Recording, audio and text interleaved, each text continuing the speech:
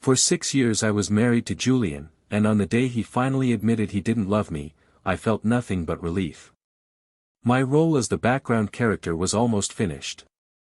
He handed me a card loaded with money for our son's upbringing.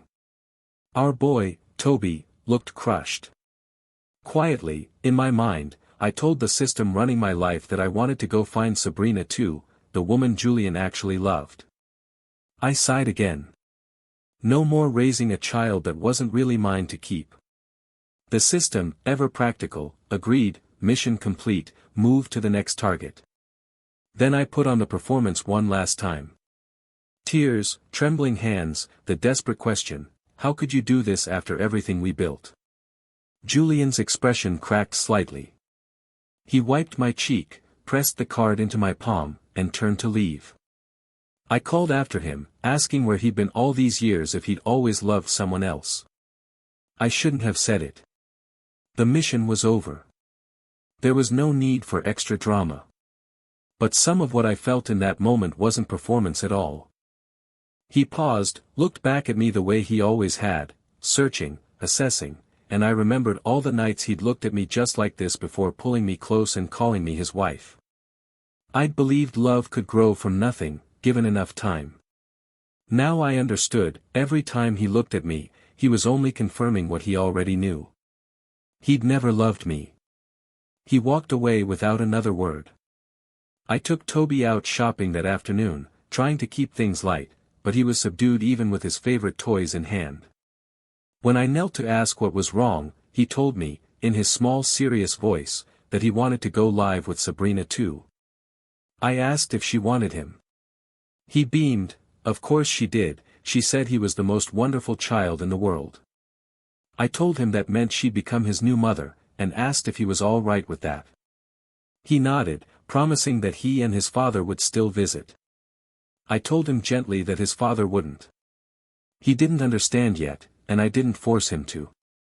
He tucked away a jade pendant I just bought him, saying he'd save it for Sabrina instead, she'd love it more. I told myself it didn't matter, a father and son sharing tastes wasn't strange. The system, sensing my mood, reminded me it was time to move on to the next assignment.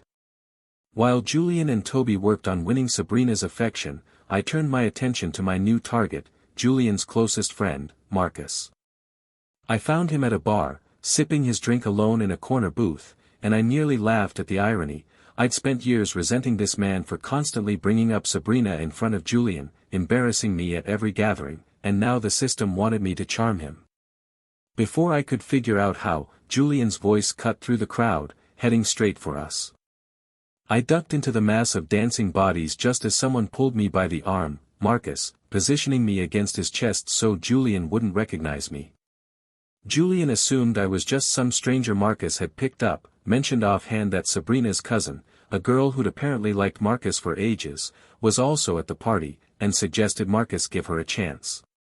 Marcus made a non-committal sound. Julian eventually walked off toward Sabrina. When I finally stepped back and smoothed my hair, Marcus was watching me with the kind of focused, unhurried attention I recognized from years of being on Julian's periphery, except this felt different, sharper, more genuinely curious.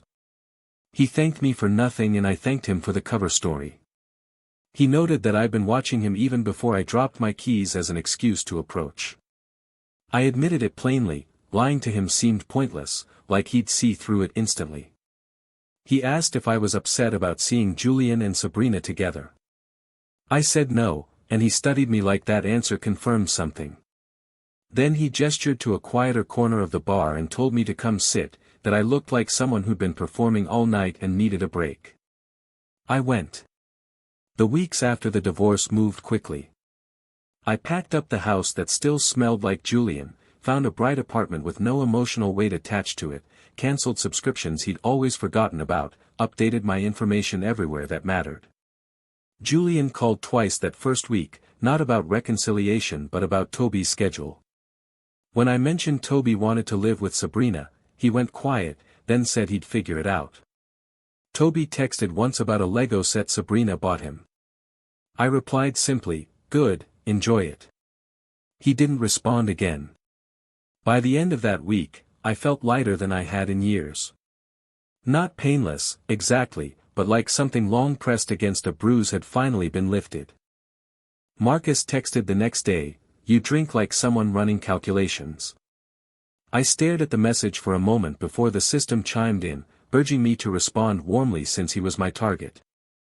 I told it I could handle this myself. I wrote back, "You watch people like someone running surveillance." His reply came fast, "Fair. Then, dinner Thursday. I'll pick you up." I offered to send my new address. He said he already had it, which should have unsettled me more than it did, but Marcus had always moved through Julian's world with that particular quiet confidence that made unusual things feel ordinary. Dinner was at a quiet restaurant that wasn't trying to impress anyone, already better than every place Julian had ever chosen. Marcus ordered without glancing at the menu, same as I did, and said nothing about the coincidence. We talked about everything except Julian, Sabrina, or the last 7 years of my life. Halfway through the meal, he asked what I wanted, not what I planned to do, not how I felt about the situation, just what I wanted. No one had asked me that in a long time. Not the system, not Julian, not even Toby, whose needs had always taken automatic priority. "I'm still figuring that out," I told him. He accepted that without pushing, and we stayed at the table 3 hours longer than we needed to.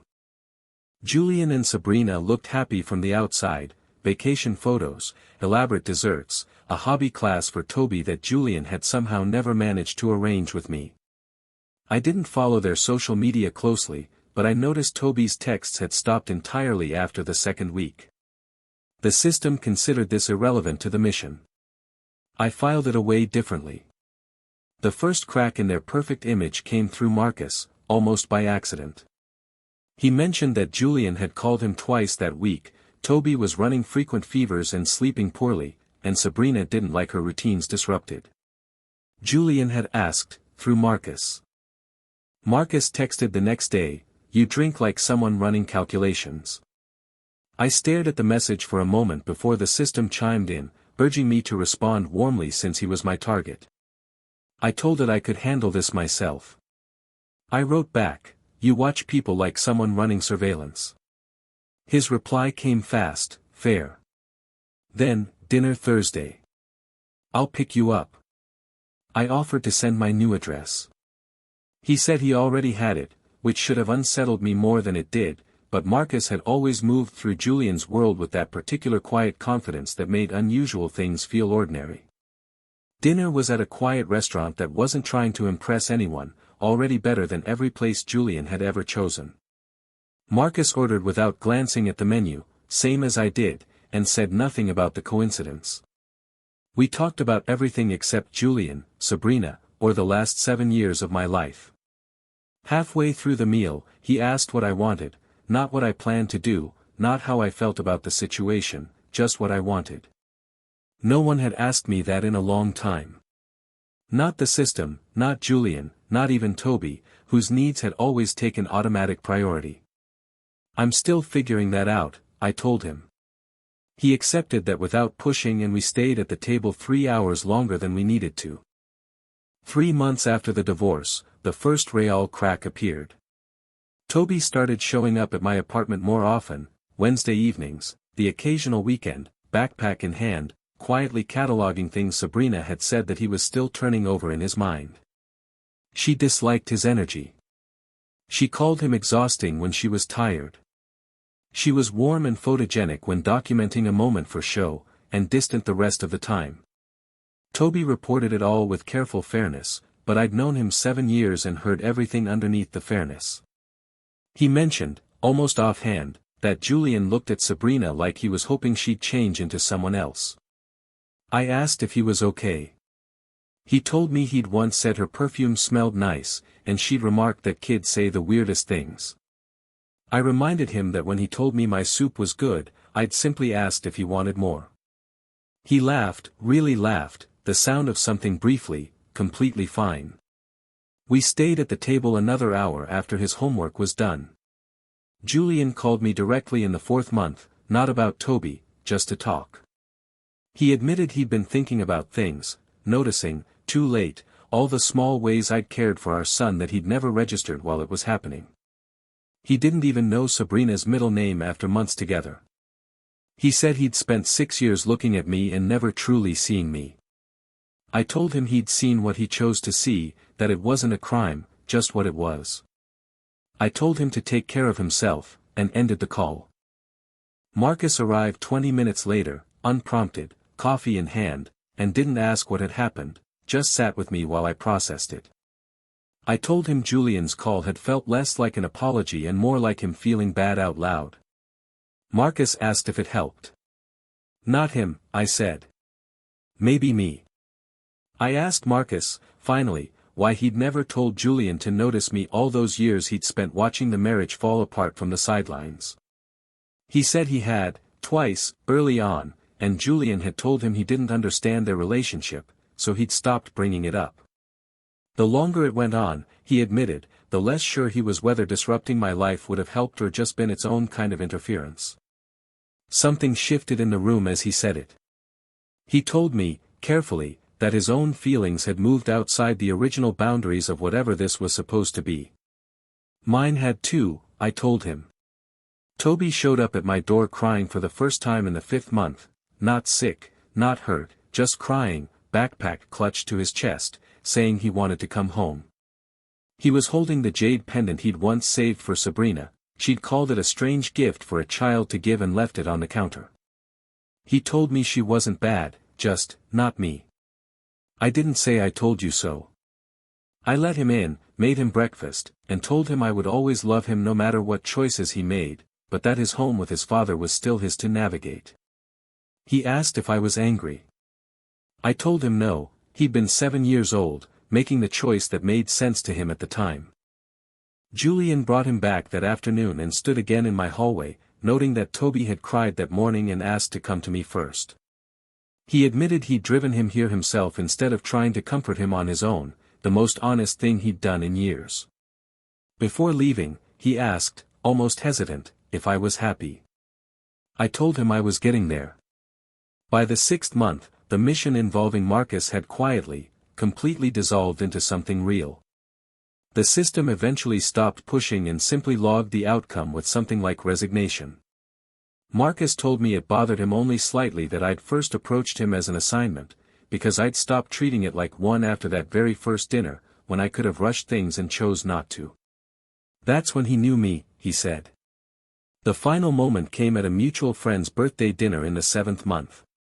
Julian and Sabrina arrived together, I arrived with Marcus.